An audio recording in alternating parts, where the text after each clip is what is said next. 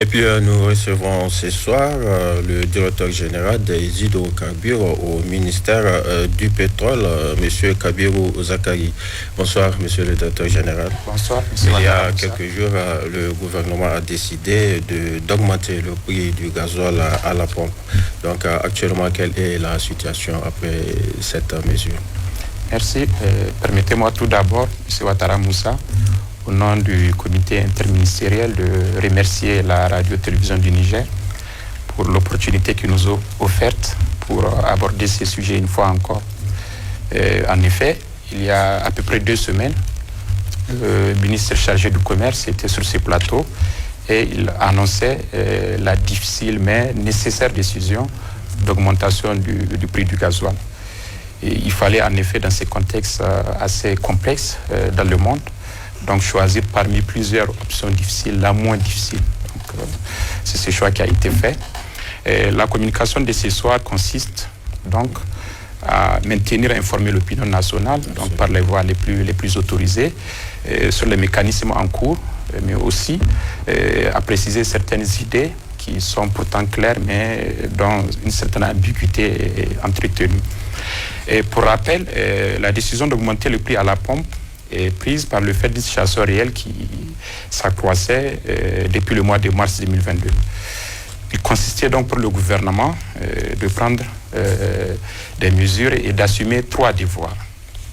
Le premier devoir, c'est un devoir de responsabilité par l'anticipation d'un phénomène donc, qui est lié à plusieurs externalités, donc qui ne dépendait pas seulement de notre pays.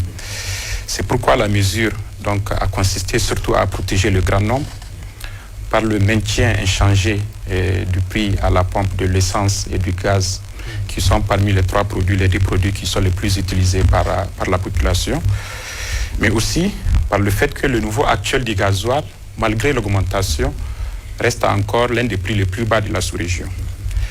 Dans le même ordre d'idée, il faut également préciser que le prix de l'essence au Niger, depuis 10 ans, est l'un des prix les plus bas au Niger. La responsabilité, on la retrouve, M. Ouattara Moussa, aussi par le fait que, à chaque fois que l'État a pu contenir les crises multiples sur le marché du pétrole, qui ont été pourtant nombreuses ces 10 dernières années, l'État a maintenu le prix à la pompe inchangé. Il faut savoir que cette situation est totalement singulière. Elle est plutôt sociale qu'économique. Et par le fait d'une idée donc, qui consistait à protéger les consommateurs par des prix parmi les plus bas pendant plus de 10 ans. Enfin, cette responsabilité, on la retrouve depuis 2011 dans le fait qu'en réalité, il faut le préciser, l'État subventionne les prix à la pompe en amont. Parce que depuis 2011, l'État a accepté de vendre le pétrole brut à la SORAS 40% moins cher que le prix à l'international. En moyenne, sur les 10 ans, c'est à peu près $10 par baril que l'État a concédé, ce qui fait une moyenne autour de 60 milliards par an. En réalité, que l'État subventionne pour que les prix à la pompe soient maintenus comme ils l'ont été donc, les 10 dernières années. Ensuite, après la responsabilité, c'est un devoir de raison. Parce que l'enjeu ici, plus que la question du prix, c'est d'assurer la disponibilité du produit sur le marché.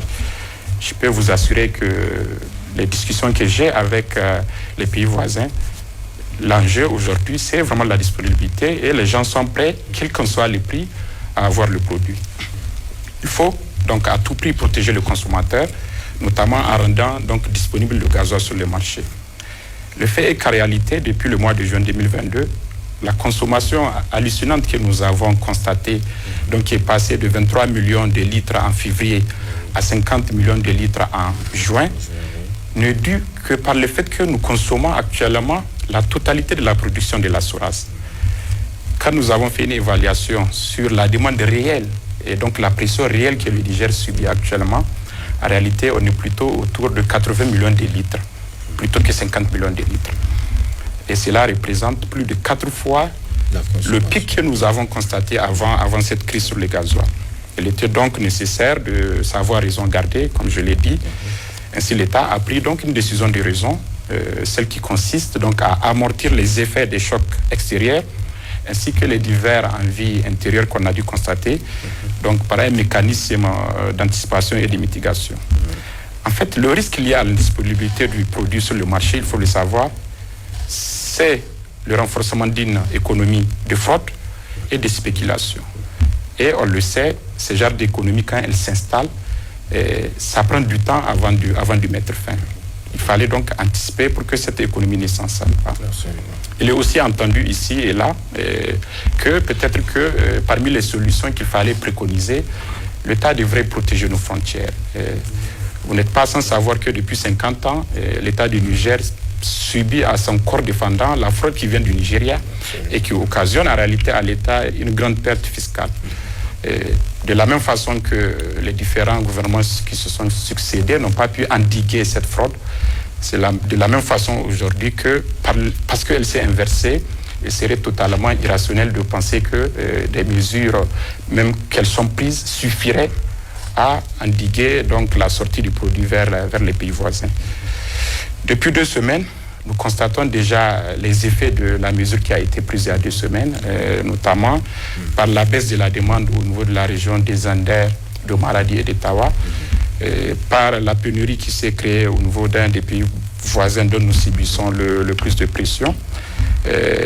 Mais il est important de préciser que pour assurer la disponibilité du produit, la mesure de l'augmentation n'était pas la seule mesure qui a été prise par le gouvernement. C'est vrai que c'est elle qui a été annoncée. Oui, mais justement, il y a eu un certain nombre de mesures mises en place. Donc, quels sont vraiment ces mécanismes? Donc, c'est le mécanisme de l'augmentation des prix, M. Ouattara, en réalité, s'inscrit dans une stratégie globale et donc, qui consiste, comme le gouvernement s'y est engagé, à garantir la disponibilité du gasoil, notamment par le fait de trouver une alternative au combustible qui est utilisé par les centrales électriques. Il faut le savoir, avant la crise, l'essentiel des centrales électriques de la Nigélec et du Sistimar était alimenté par du fioul.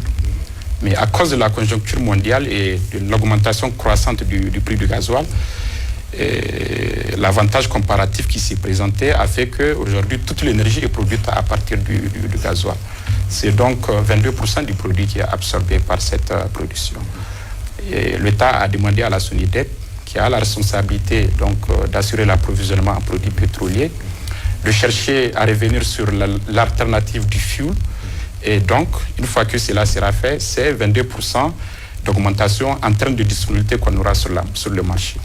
La deuxième mesure consiste à la création d'une task force donc, qui est en train d'être déployée et qui a commencé ses activités, et dont la mission essentielle est de surveiller les distributeurs et les marketeurs de l'activité de distribution, mais aussi les effets de la fraude. C'est un comité donc, qui a, avec tous les pouvoirs qui lui ont été donnés par l'État, donc qui est constitué des administrations concernées, mais aussi des différents corps des forces de défense et de sécurité. Nous sommes déjà en train de sévir et les marketeurs le savent. À chaque fois que nous avons pris une station-service ou marketeur dans un forfait, nous avons automatiquement sévi en suspendant et en prenant des sanctions. Et enfin, parmi ces mesures, il y a donc le monitoring de la demande du gasoil au niveau des grands chantiers. Parce qu'il faut le savoir, le gasoil, c'est surtout à ce niveau que ça se joue, mais au niveau des industries, pour faire en sorte que leur activité continue, mais surtout pour contrôler à ce qu'il n'y ait pas un effet de surstockage au vu de la situation que nous vivons. Les effets donc adjacents de ces différentes mesures pour garantir la disponibilité du produit seront progressifs. Je sais que jusque-là, il y a encore des problèmes, mais nous sommes là-dessus. Et tous les acteurs concernés, M. Ouattara, sont sur le pont, parce que c'est la contrepartie nécessaire à la décision qui a été prise et son Excellence, M. le Président de la République, s'y est engagé. Et enfin, en termes de devoir, c'est aussi un devoir de pragmatisme, par la nécessité donc de protéger certains postes budgétaires. Il faut le savoir, cette décision consistait aussi à faire en sorte que le prix de l'électricité n'augmentait pas, par les liens que j'ai évoqués tout à l'heure, du fait que la consommation y a de la Nigélec, combustible, exactement, oui. Mais aussi en renforçant le fonds d'appui à l'énergie de la structure des prix, on protège la subvention sur le gaz, dont nous avons le prix le moins bas de la sous-région. Ainsi que l'essence. Ainsi que l'essence, ainsi que le charbon, les solaires et beaucoup d'autres produits énergétiques qui sont en réalité subventionnés à travers ces mécanismes. Monsieur le directeur général, quel est votre mot de la fin? Je voudrais, M. Ouattara, dire que le comité interministériel mis en place, ainsi que les orientations données par le chef de l'État, ont permis donc d'engager plusieurs discussions avec les corporations concernées. Vous avez vu, il y a même la signature d'un accord et cet accord a consisté à garantir notamment le fait que la section qui est la plus concernée et qui pouvait impacter les prix des biens a décidé de maintenir les prix de transport inchangés, notamment le syndicat des transporteurs, et que même en ce qui concerne les acteurs du transport des personnes, les analyses faites montrent que c'est un effet qui va être régulé, notamment par le marché, les lois de la concurrence. Ces constatations continuent et elles ne vont pas s'arrêter, elles vont concerner dans les détails tous les secteurs concernés qui seront impactés et le gouvernement, en tout cas, est à pied d'œuvre pour que rien ne soit laissé sur le côté. Enfin, il faut retenir que cette mesure évite à notre pays de s'exposer à des situations que nous constatons aujourd'hui dans les pays qui ont pourtant un avantage peut-être plus que nous, notamment par leur capacité de production de pétrole brut ou de raffinage des produits pétroliers, mais qui sont exposés aujourd'hui à des pénuries qui sont totalement croissantes. C'est en fait une décision, comme je l'ai dit, qui consiste à protéger le grand nombre, à protéger certains postes budgétaires et surtout à garantir la disponibilité du produit sur les marchés. Enfin, M. Ouattara, nous souhaitons à ce que tous les leaders d'opinion ainsi que tous les acteurs qui ont un fort impact sur l'opinion aident l'État sans passion aucune et avec toute l'objectivité nécessaire à expliquer le fait de la globalisation sur notre pays, mais surtout le fait qu'à des situations comparables, le Niger reste le pays avec les prix les plus bas et avec les mécanismes aussi les plus avantageux. Je vous remercie. Merci aussi, M. Kabirou Sani et Kabirou Zakari. Je rappelle que vous êtes le directeur général des hydrocarbures au ministère du pétrole. Restez avec